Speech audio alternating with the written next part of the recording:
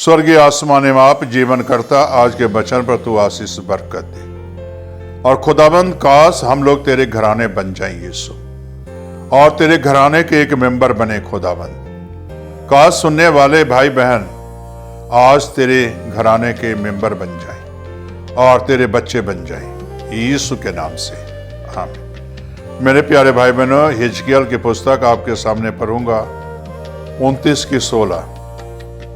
यहाँ इस तरह लिखा हुआ है, वह फिर इस्राएल के घराने के भरोसे का कारण न होगा, क्योंकि जब वे फिर उसकी ओर देखने लगेंगे तब उसके अधर्म को असमन करेंगे, तब वे जान लेंगे परमेश्वर यहोवा हूं। मेरे प्यारे भाई और बहनों, यहाँ जो है हिजकिय्याह भविष्यवाणी करता है मिस्र के विरोध, फिरौन राजा के विरुद्ध भविष्यवाणी करता है।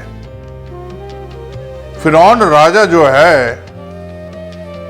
अगर देखे तो जो है यहोवा पर भरोसा नहीं करता था, वो अपने देवी देवताओं पर भरोसा करता था, अपने सैनिक पर भरोसा करता था। लेकिन जो है इस्राएली यहोवा पर भरोसा करते थे। और जब यहोवा पर भरोसा करते थे तो मेरे प्यारे भाई बहनों, जब इस्राएली के घराने परमेश्वर पर भरोसा किए तो फिर उसकी ओर देखने लगे तो अधर्म को स्मरण करेंगे, यानी अपने पाप को स्मरण करना, याद करना। कोई इंसान अगर पाप करता है, कोई इंसान अगर गुनाह करता है, कोई इंसान अधर्म करता है, अगर उस अधर्म को मान लेता है और उस अधर्म को जो है छोड़ देता है, तो मेरे प्यारे भाई बहनों, यहोवा उसकी मदद करता था। पापी इंसान को मदद नहीं करता था, गुनाहगार को मदद नहीं करता था, बल्कि छोड़ने वाले को मदद करता था।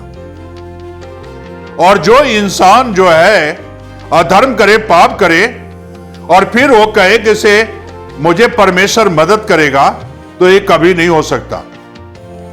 अधर्म और परमेश्वर यहोवा का मेल नहीं खाता। पाप और अधर्म यहोवा से मेल नहीं खाता। ये दोनों अलग अलग चीजें हैं, ये अलग अलग सिस्टम है। यहोवा जो है, कोई इंसान अधर्म करता है, पाप करता है, तौबा कर लेता है, पश्चाताप करता है, और वो कहता है फिर से मैंने अधर्म नहीं करूंगा, पाप नहीं करूंगा, तो परमेश्वर उसे माफ कर देता है। मेरे प्यारे भाई बहनों, ठीक इसी तरह इस्राएली यहोवा पर भरोसा किए। यहोवा के घराने जो इस्राएली घराने जो है यहोवा पर भरोसा किए, और यहोवा ने उसे छुटकारे का इंतजाम भी किया। इसी तरह मेरे प्यारे भाई बहनों, फिरौन के राजा के अंदर दुष्ट आत्माएं थी, और वो कहते इस्राएल चले जाएंगे तो मेरे काम बंद हो जाएंगे। और उसके अंदर एक शैतान बड़ा हुआ था, और जब ये भरोसा वो शैतान पर था, तो आखिर में देखिए उसकी हानि कितनी हुई, कितनी हानि हुई।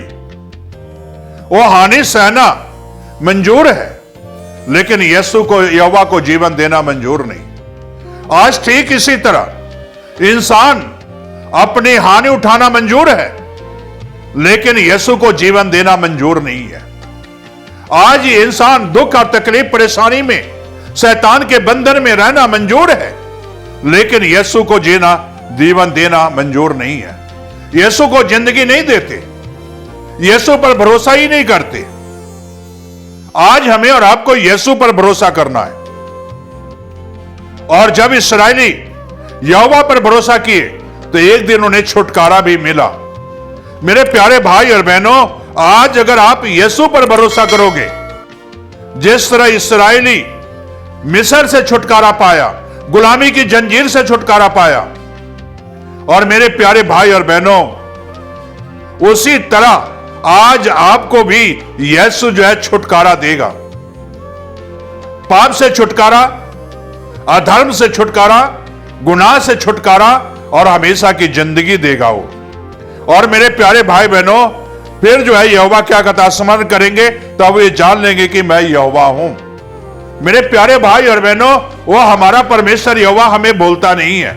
इस्राएलियों को कभी भूला नहीं, आज यीशु कभी भूलता नहीं। इसलिए यीशु ने कहा, ना मैं तुझे कभी छोड़ूंगा ना कभी त्यागूंगा, क्योंकि यहोवा का पुत्र था।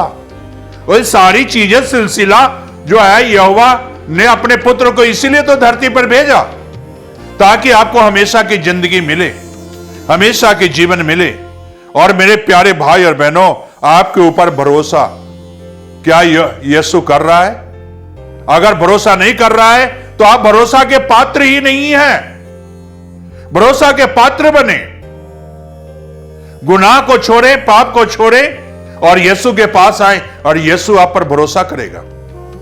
यहोवा जब इस्राएलियों पर उसी समय भरोसा करता था जब वो अपने पाप को छोड़ देते थे, गुनाह को छोड़ देते थे, तब यहोवा उस पर भरोसा करते थे। यीशु मसीह भी जी यही तो कार्य किए। जैसे जब पाप को छोड़ोगे तब उसके संग आप चलोगे, नहीं तो वरना कभी नहीं चल सकते हो। पाप और यीशु कभी संग नहीं चलता। गुनाह अगर आपके जीवन में है और फिर आप कहो मैं यीशु के संग चलता हूं, तो कभी नहीं हो सकता। यीशु आपके संग नहीं चलेगा। गुनाह के साथ यीशु का कोई समझौता ही नहीं है। गुनाह के साथ यीशु कभी चलता ही नहीं है। पाप के संग यीशु कभी चलता ही नहीं है। मेरे प्यारे भाई बहनों, आपको गुनाह को छोड़ना ही पड़ेगा, पाप को छोड़ना ही पड़ेगा, अधर्म को छोड़ना ही पड़ेगा, तब आपको जो है परमेश्वर यीशु आपके संग चलेगा। इसीलिए तो मेरे प्यारे भाई बहनों, जिस तरह मिस्र में जो है जब आजादी इस्राएलियों को मिली, तो मेरे प्यारे भाई बहनों आगे आगे यहोवा चलता था और पीछे पीछे जो इस्राएली चलते थे। इसीलिए यीशु ने कहा, मैं तेरे अंग संग हूं, मैं तेरे संग चलने वाला परमेश्वर हूं। मेरे प्यारे भाई बहनों, यीशु ने बड़े वादे किए हैं, उनके संग चलेगा जिनके जीवन में पाप नहीं है, जो अपना जीवन यीशु को दे दिए हैं। तो मेरे प्यारे भाई बहनों, क्या आप यीशु पर भरोसा करते हो? इस्राएलियों ने यहोवा पर भरोसा किया तो छुटकारा मिला। और मेरे प्यारे भाई बहनों, जितनों ने यीशु पर भरोसा किया वो भी पाप से छुटकारा मिल गया। सामरी ने यीशु पर भरोसा किया, पाप से छुटकारा मिल गया। अंधे ने भरोसा किया, चंगाई मिल गया। सड़क से भीख मांगने वाला इंसान उठकर यीशु के संग चलने लगा। आज मेरे प्यारे भाई बहनों, गिरे हुए दबे हुए हो तो आज यीशु के पास आओ। यीशु आपको उठाकर खड़ा करेगा। यीशु आपको उठाकर खड़ा करेगा। गिरते हुए को उठाता है, झुके हुए को सीधा कर खड़ा कर देता है। क्या यीशु को आज अपना जीवन देना चाहते हो? क्या मेरे प्यारे भाई बहनों, इस्राएली यहोवा के पीछे चले तो उसे छुटकारा मिला पापों से। आपको इतना याद रखना, लास्ट में बोल रहा हूं, आप याद रख लेना, यहोवा गुनाहगारों के संगति नहीं करता था। यीशु मसीह भी पापियों की संगति नहीं करता। पापियों को अभी भक्त है, ढूंढ रहा है। मैं आपको बता रहा हूं, आज ढूंढ रहा है यीशु। आज आपको यीशु बुला रहा है और एक वक्त आएगा किसी पापियों को यीशु नहीं बुलाएगा। उसकी अदालत अब आने वाला है। तैयार हो जाओ, इससे पहले अपना जीवन यीशु को दे दो। अधर्म मिटा लो, पाप मिटा लो। तो क्या आप पाप में ही जीना चाहते हो? क्या गुनाह में ही चलना चाहते हो? ये आपकी इच्छा है। अगर गुनाह को छोड़ना है तो आज यीशु के पास आ जाओ, प्रार्थना करो, दुआ करो, ताकि आपके जीवन में यीशु आए।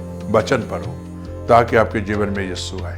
प्रार्थना करो। स्वर्गीय आसमानी बाप, जितने भाई बहन आज वचन सुन रहे हैं, इनके जीवन में तू वास कर और इन्हें आशीषित कर, ताकि तेरा फजल, तेरा अनुग्रह वचन के मुताबिक आशीषित कर और अपनी महिमा के लिए तैयार कर। ये प्रार्थना यीशु के नाम से मांगते हैं, आमीन।